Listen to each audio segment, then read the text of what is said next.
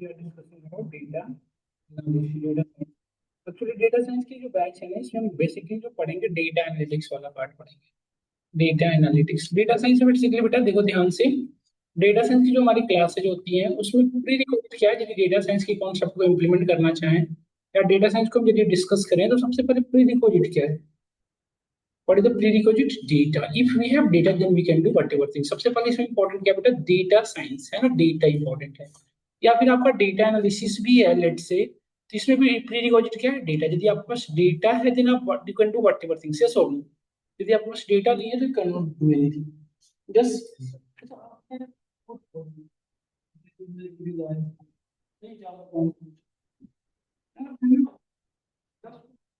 तो मैं ना जो 2017 ईयर्स के लॉन्ग बंद हो रहा था, जो कोई भी ट्रांजेक्शन नहीं था, ये तो कैश ले लो या इन्हें ना परेशान तो नहीं मैं कोई परेशानी नहीं है ऐसा नहीं। क्या होता है ना, कोई भी पढ़ ले लो कि दिक्कत हो जाती है। हाँ बताइए क्या कह रहे हो? तो ये डेटा, हाँ, वीकेंड्स में बचे हुए टॉप हैं जो हमारे प्रोजेक्ट के पार्ट उसे कराऊंगा। वीकेंड्स वीकेंड्स का रख रखा हूँ। देखिए डेटा साइंस और डेटा एनालिटिक्स में data is the prerequisite. If we have data then we can do whatever things, if we do not have data then we can not do it. So special thing what data. Then how many popular sources of data, data के कितने popular sources है बेटा बता सकते हो? देखो data science में जो स्टेप सबसे पहला स्टेप परफॉर्म करना होता है that is called the major steps of data analysis में बता रहा हूँ या data science. First one is the descriptive analysis. All of first we need to perform which one? Descriptive. In descriptive analysis what we need to perform, क्या करना पड़ेगा descriptive analysis में? In descriptive analysis we just gather the data from different different location. इसमें हम different different location से gather करते हैं। How many popular sources of the data? Data might be on any available on any cloud environment. Let's say like AWS और Azure, ये दो popular cloud environment है। Data यहाँ पे भी हो सकती है। Data might be on any database server पे हो सकती है। हाँ, data might be on any website। हाँ, ये बताओ यस। ये डेटा एनालिटिक्स डेटा को किसी भी लोकेशन से एक्सेस कर सकते हैं। तो डेटा को किसी भी लोकेशन से यदि एक्सेस करना है आपको, तो देखो बेटा ये जो लोकल इन्वायरमेंट है, यहाँ तो आप पेन ड्राइव इंस्टॉल करके आप डेटा निकाल सकते हो। बट ये जो इन्वायरमेंट है ये वर्चुअल इन्वायरमेंट है, यहाँ से डेटा पेन ड्राइव से निकल ही नहीं सकता, ये तो फिजिकल एग्जिस्ट ही नहीं करता। तो इस लोकेशन से डेटा एक्सेस करने के लिए हमें किसकी रिक्वायरमेंट होती है? एपीआई की। एपीआई क्या होता है बताओ? What is the API? Application programming interface. It is a way, it is a concept that help us to establish the live connection between your resources to your sources। Resource let's say हमारा laptop है और ये हमारा source, इन दोनों के बीच में live connection establish करते हैं। लाइव कनेक्शन का मतलब क्या हो बेटा? जो अभी यहाँ चेंजेज होगा वो यहाँ दिखेगा और जो यहाँ चेंज करेंगे वो यहाँ दिखेगा। यही लाइव कनेक्शन हुआ ना। इसके बहुत अच्छे एग्जाम्पल में दे सकते हैं, जैसे आपके फोन में आप देख सकते हो वेदर का इन्फॉर्मेशन शो करते रहता है, 20 डिग्री टेम्परेचर, 30 डिग्री। ये कहा कैसे? ये लाइव डेटा है। ये आपके फोन में किसी भी तरह के डेटाबेस नहीं है ना, आपके फोन में किसी भी तरह का डिवाइस लगा हुआ है जो वेदर को सेंस कर रहा होता, कुछ भी नहीं है। ये डेटा कहाँ से आ रही है? क्लाउड से। और वो आपको लाइव डेटा, ऐसा नहीं कि फिक्स है हमेशा 24 डिग्री बताता, नहीं, और चेंज होता है according to temperature, according to location. तो हमें भी यही करना है, लाइव डेटा एक्सेस कर। लाइव डेटा एक्सेस करने के लिए भी क्या यूज करना पड़ता है? एपीआई। तो एपीआई दो तरह के होते हैं, rest API and fast API. Rest API जो होता है डेटाबेस का होता है, फास्ट एपीआई डॉक्यूमेंट्री का होता है। तो हम तो यूज करेंगे rest API, fast API use नहीं करते। क्लियर? अब एपीआई से जब आप डेटा एक्सेस करते हो तो जो डेटा आता है वो जेएसएन फॉर्मेट में आता है। किस फॉर्मेट में आता है? जेएसएन में या एक्सएमएल में। यही दो फॉर्मेट है डेटा का, या तो डेटा जेएसएन में आएगा या तो फॉर्मेट। तो जेएसएन डेटा कैसा होता है बेटा? ऐसा की एंड वैल्यू के पेयर्स में होता है। ऐसा की वैल्यू आप देखिए होगा डिक्शनरी जैसा दिखेगा, है ना। हम नहीं देखा तो मैं दिखा दूंगा, पावर बीआई क्लास में मैं पढ़ाता हूँ, जेएसएन डेटा दिखता है, करा दूंगा नहीं तो हमें इस डेटा, इस तरह के डेटा पे हम वर्क नहीं कर सकते। डेटा कैसा चाहिए बताओ? हमें डेटा टैबलेट फॉर्मेट में चाहिए। हमें इस डेटा को कैसे कन्वर्ट करना पड़ेगा? टैबलेट। क्योंकि हम सिर्फ इसी तरह के डेटा पे काम कर सकते हैं, जेएसएन डेटा पे हमारे लिए इफिशिएंट नहीं है। इस फॉर्मेट में कन्वर्ट कैसे करेंगे बेटा बताओ? Have any idea? तो पहले इसी चीज को करने के लिए हम डेटा माइनिंग का कॉन्सेप्ट यूज किया करते थे। क्या यूज करते थे? Data mining. Data mining concept, अभी डेटा माइनिंग अब यूज होते नहीं। अब इसके लिए हम क्या यूज करते हैं? देखो हमारे पास डेटा माइनिंग के लिए, डेटा माइनिंग का जो कॉन्सेप्ट है वो मल्टीपल हमारे पास टूल और टेक्नोलॉजी है जिसके अंदर ऑलरेडी इंटीग्रेटेड है, तो उससे डायरेक्टली यूज। अब डेटा माइनिंग नहीं पढ़ना है, हमें टूल यूज करना है जिसके अंदर इंटीग्रेटेड। कौन कौन सा टूल है? एक तो हमारा पाइथन है, देखिए, एक तो हमारा एक्सेल है, ध्यान से देखना Excel. another one is the BI tool, third one is the Python. We have a three different tool and कौन कौन सा है? Excel, BI and Python. ये तीन टेक्नोलॉजी है जिसके थ्रू आप किसी भी लोकेशन से डेटा को। तो आपके क्वेश्चन आ रहा होगा अपने ब्रेन में, एक ही पर्सपेक्टिव को फुलफिल करने के लिए तीन टेक्नोलॉजी को डेवलप करने की क्या रिक्वायरमेंट थी? यस हो गया, क्योंकि थी तो काम कर रहे हैं डेटा स्ट्रक्चर की रिक्वायरमेंट। एक्सेल ना little bit amount of data में वर्क करता है, एक्सेल बहुत लार्ज अमाउंट ऑफ डेटा में वर्क नहीं कर पाया। एक्सेल जो है लिटिल बिट अमाउंट, छोटे डेटा, उससे बड़े डेटा के लिए क्या यूज करना पड़ेगा आपको? BI tool. तो उससे बड़े डेटा के लिए क्या यूज करेंगे बेटा? पाइथन। ये तीन टेक्नोलॉजी जिसके लिए हमें according to amount of data. अभी क्वेश्चन बड़े डेटा में काम करता है, छोटे डेटा में तो नॉर्मली करता ही होगा। ये सब लोग बड़े डेटा पे काम कर रहे हैं, छोटे डेटा पे तो नॉर्मली काम करेगा ही करेगा, श्योर है। तो फिर पाइथन को हर जगह यूज करना चाहिए, बाकी को तो यूज किया जा रहा है, तो एक प्रॉब्लम है। यस, एक न्यू टॉपिक है बेटा, जस्ट स्टार्ट हुआ है, कुछ पढ़ा ही नहीं है। तो समझना ध्यान से है कि आपको देखो, एक्सेल, बीआई और पाइथन जो जितना पावरफुल होते हैं उतना ही ज्यादा वो रिसोर्स कंज्यूमिंग भी होते हैं। जैसे एक्सेल 4 GB रैम ड्रॉप कर सकता है, पावर बीआई को आपको 12 GB RAM, 8 GB RAM plus चाहिए होता है। जैसे 4 GB रैम आप यदि रैम चलाओ पावर में, तो आप देखोगे स्लो कर देता है ना। तो इसके तो जो जितना पावरफुल है ना बेटा, उतना ज्यादा रिसोर्स कंज्यूमिंग भी है। यदि छोटी डेटा पे बड़ी रिसोर्स को लगाओगे तो डायरेक्टली आप रिसोर्स को वेस्ट कर रहे हो, ये सब। सो जैसे आपके पास डेटा है उसके अकॉर्डिंग आप रिसोर्सेज, है ना, समझ में आया ना तुम लोग को? तो लेट्स से इस, तो मतलब कि मैं सबसे पहले डेटा एनालिसिस में या डेटा डेटा, तो हम इसके लिए डेटा गैदरिंग करने के लिए जो अपनी बैच में पढ़ेंगे वो पाइथन यूज करेंगे। क्या यूज करेंगे? पाइथन। पाइथन का हम डेटा आपको डिफरेंट डिफरेंट लोकेशन से एक्सेस करके दिखाएंगे। तो इसके लिए पाइथन की ये दो लाइब्रेरी यूज होती है बेटा, पांडास। डेटा को किसी भी लोकेशन से एक्सेस करने के लिए दो लाइब्रेरी की रिक्वायरमेंट होती है, पांडास और NumPy। समझ में आ रहा है? ये दो लाइब्रेरी है, तो ये दोनों लाइब्रेरी हम डिस्कस करेंगे आपके साथ, ठीक है। तो अब लेट से डेटा एक्सट्रैक्ट हो गया, हमारे पास डेटा आ गई। तो अब डेटा जो आता है ना, वो आपके रो डेटा होता है, that is completely raw data. उस डेटा को अपने अकॉर्डिंग, अपने अकॉर्डिंग फिट करने के लिए we need to diagnosis the data। Diagnosis step, ये बहुत मेजरेबल स्टेप्स है, ये बहुत ही ज्यादा इंपॉर्टेंट है, मतलब बैकबोन है। तो जो डेटा आपने गैदर किया था, दिस इज रियल डेटा, एक हमारा डेटा, डेटा गैदर किया कि हमारा डेटा कैसा है, टैबुलर फॉर्मेट में हो गया, मल्टीपल प्लेसेस पे डेटा इसी पॉसिबल है कि मल्टीपल प्लेसेस पे डेटा के अंदर नल वैल्यू हो। कभी कभी ऐसा भी होता है मल्टीपल डुप्लीकेट एंट्री हो, कभी कभी ऐसा भी होता है कि मैक्सिमम डेटा जो है बेटा 300 नंबर ऑफ कॉलम है, तो कुछ कॉलम हमारे इंपॉर्टेंट है, कुछ कॉलम हमारे लिए लेस इंपॉर्टेंट। कभी कभी ऐसा भी होता है कि मैक्सिमम डेटा आपकी एक रेंज में है 10 to 100, और कुछ डेटा बहुत ज्यादा छोटी है, कुछ डेटा बेटा बहुत ज्यादा बड़ा है, जिसको हम कहेंगे आउटपुट। इस वजह से जो डेटा का डिस्ट्रीब्यूशन होता है काफी चेंज हो जाता है, होना ऐसा चाहिए, होता ऐसा है। तो इस तरह से चीजों को हमें ठीक करनी पड़ती है। जैसे आप डेटा क्लीनिंग भी करते होंगे, सुने होगा, data cleaning, data pre processing आपने सुना होगा, है ना। फिर आपने सुना होगा, हाँ? फिर आपने डेटा ट्रांसफॉर्मेशन, ये सारे वर्ड्स एक ही बात है। ये सबसे इंपॉर्टेंट है, डेटा जब भी हम गैदर करते हैं, डेटा लेंगे, बहुत ही इंपॉर्टेंट एस्पेक्ट, इसके बिना हम आगे बढ़ ही नहीं सकते। तो देखो, इस डेटा को डायग्नोसिस करने के लिए एक चीज और यदि मैं आपसे पूछे कि how many fixed step of data, क्या हम डेटा फिक्स्ड स्टेप हो सकते हैं? नहीं हो सकते, किस पर डिपेंड करेगा? डेटा पे ना, डेटा जितना ज्यादा मैलिशियस होगा उतनी ज्यादा करनी पड़ेगी, ये सब डेटा लेस, यदि लेस वो है मैलिशियस, तो लेस से हमें स्टेप परफॉर्म करना पड़ेगा। तो डेटा जितनी ज्यादा लेवल में मैलिशियस होगा उतने लेवल में डेटा क्लीनिंग करने की रिक्वायरमेंट है। तो इंटरव्यू में पूछा जाता है हाउ मेनी फिक्स स्टेप, तो क्लियरली इसके say that it totally depend upon data, data जैसा बस, है ना। तो हम ये करके पढ़ेंगे कि डेटा क्लीनिंग करने के लिए जो रिक्वायरमेंट होती है स्टैटिस्टिकल मैथमेटिकल कॉन्सेप्ट है। ये मैथमेटिकल कॉन्सेप्ट, इसको हम अपने डेटा पे इंप्लीमेंट करते हैं, क्यों? डेटा क्लीनिंग के। तो स्टैटिस्टिक्स जो है ना, मैथमेटिकल कॉन्सेप्ट है। जैसे सपोज करो एक एज कॉलम है, मैं कहूँ कि इस पूरे कॉलम का मीन कैलकुलेट करना है, क्या मैनुअली कर पाओगे मीन कैलकुलेट इस पूरे कॉलम? ये जो कॉलम बेटा, इसके अंदर 10,000 भी रो हो सकते हैं, 10 लाख भी हो सकते हैं, तो मैनुअली ये तो पॉसिबल ही नहीं है, ये सब लोग। तो इस पे मैनुअली ना करके हमें फिर यूज करना पड़ता है, कुछ टूल यूज करेंगे जिसके थ्रू ये चीजें हो पाएगी।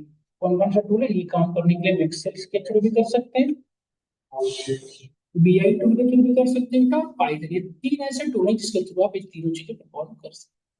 समझ में आया? एक्सेल, बीआई और पाइथन। फिर वही सेम चीज है, हमें अपने अमाउंट ऑफ डेटा के भी यहाँ पे यूज करें जो जिस जैसा रिक्वायरमेंट हो। तो ये तीनों ही हमें पढ़ने पड़ेंगे, है ना? ये बहुत ही इंपॉर्टेंट स्टेप है। इसके बाद हम स्टेप 3 में मूव करते हैं। देखिए स्टेप थर्ड। स्टेप थर्ड में क्या करते हैं बेटा, ध्यान देना, prescriptive analysis.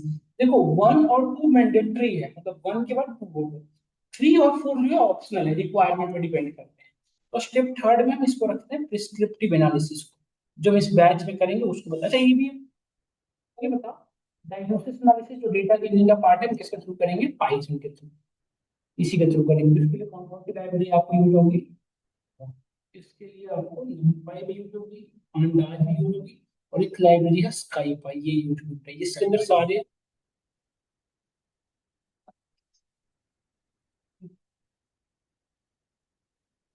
Yes, data science की क्लास है ये।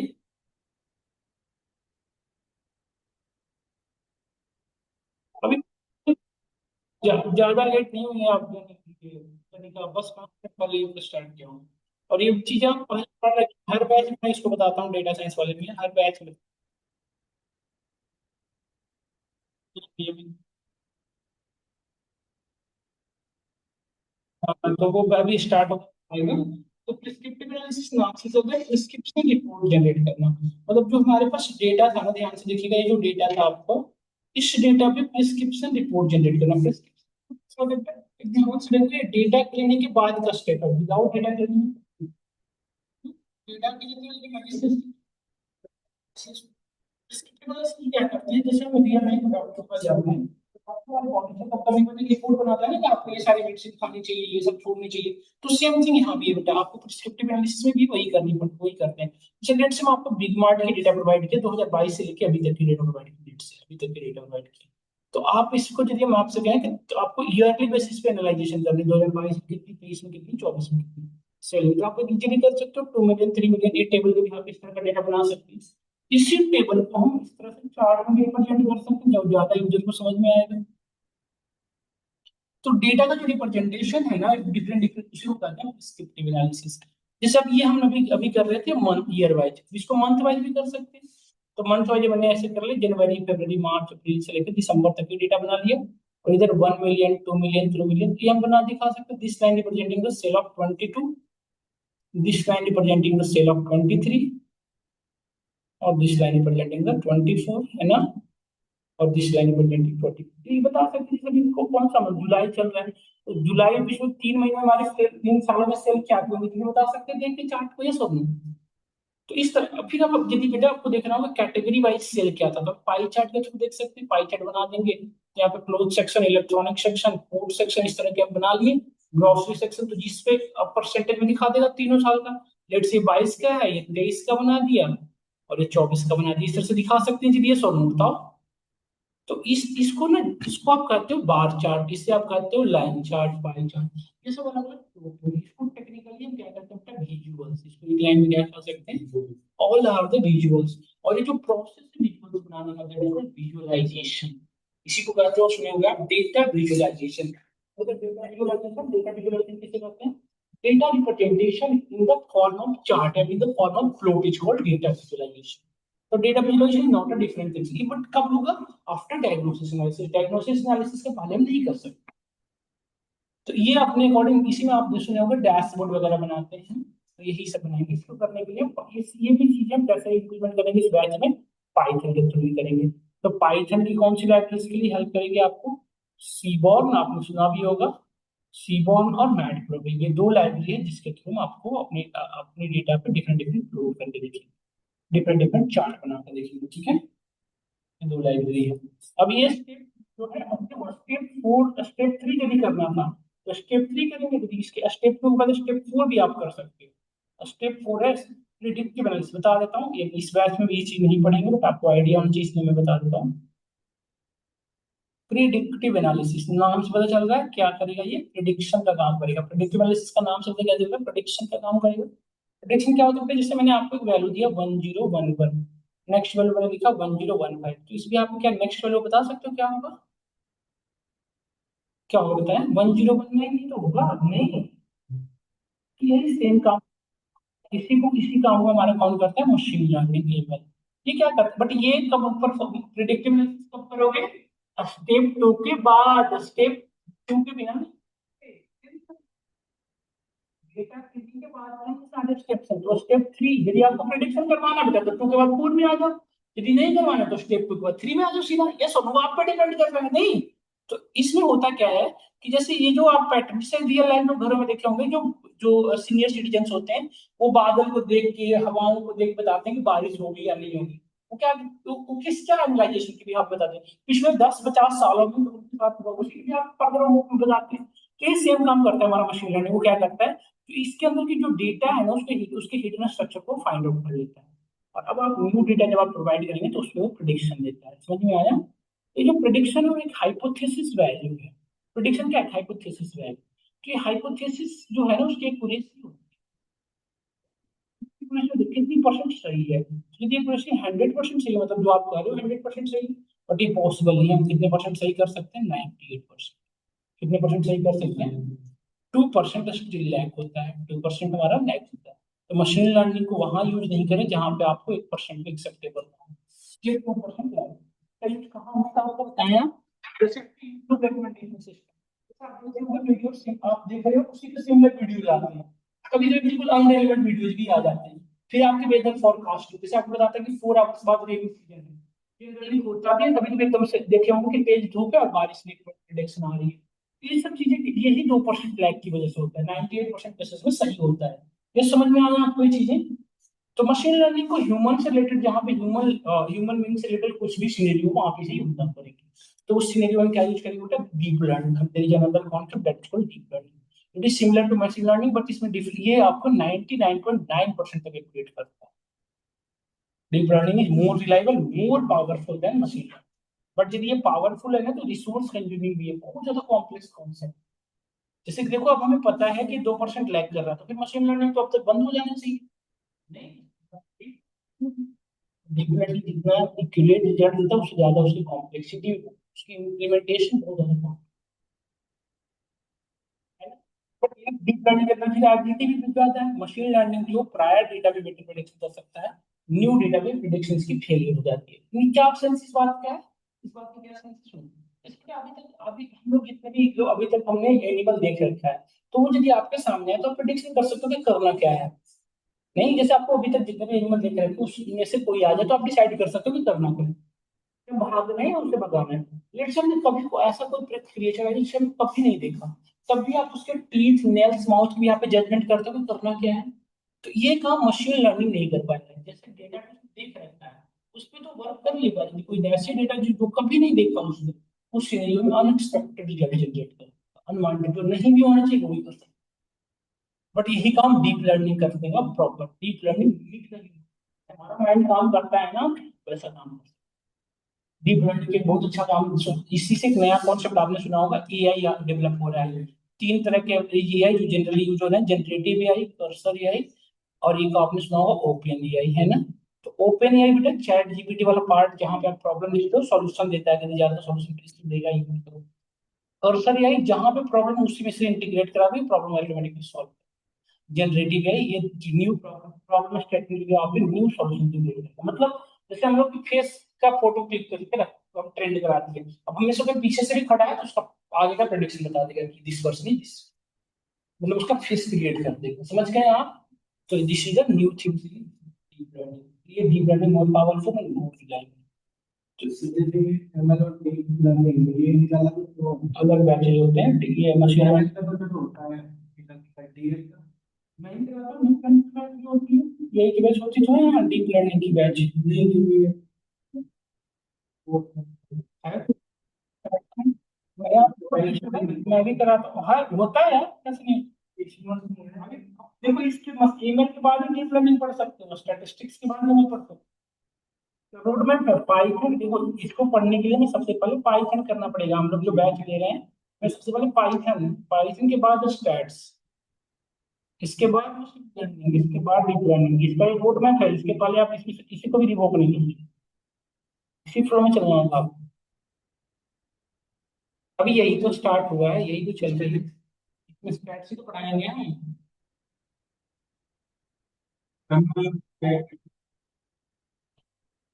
Yes yes.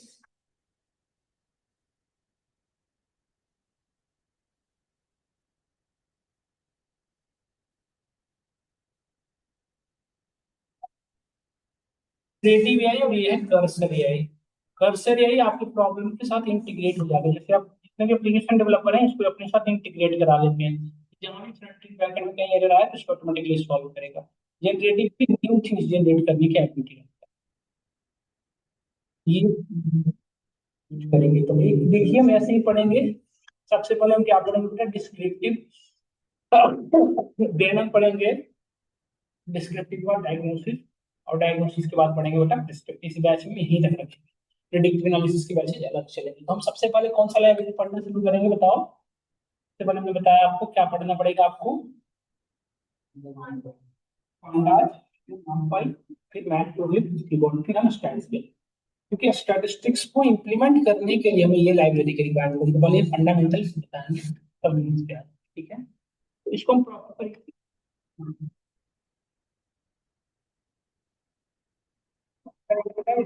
अंदाज लाइब्रेरी है पाइथन का, हम प्रॉपर तरीके से इसको इनिशिएट करेंगे कल की क्लासेस में, क्योंकि आज ना